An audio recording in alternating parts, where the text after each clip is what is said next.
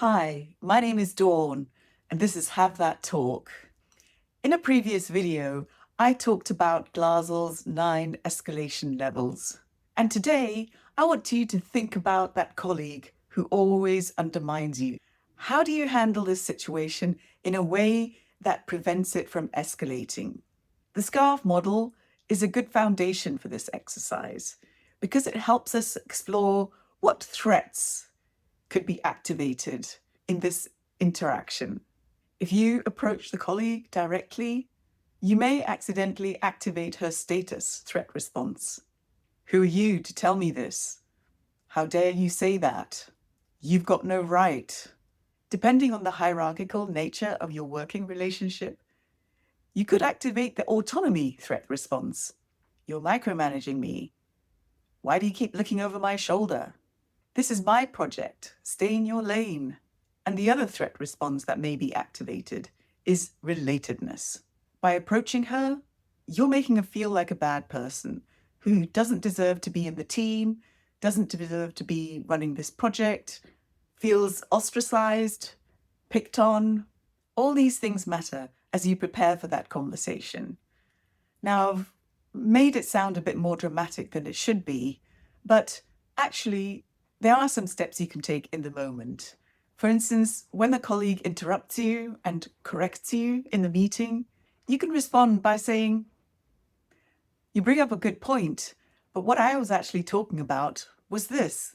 And when she takes credit for your hard work and presents it in the meeting as a team effort, rather than pointing out that it was you who did most of it, just wait your turn. Just speak up at the next opportunity and say how much you enjoyed doing XYZ, basically pointing out that it was you who did the actual work.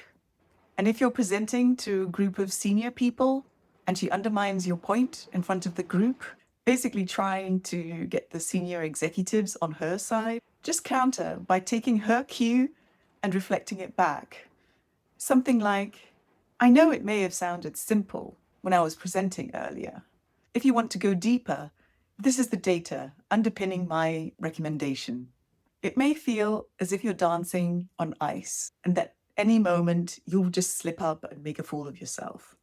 That by confronting the person, the situation will just get worse. But I encourage you to have courage to speak up, not to let the situation continue unchecked.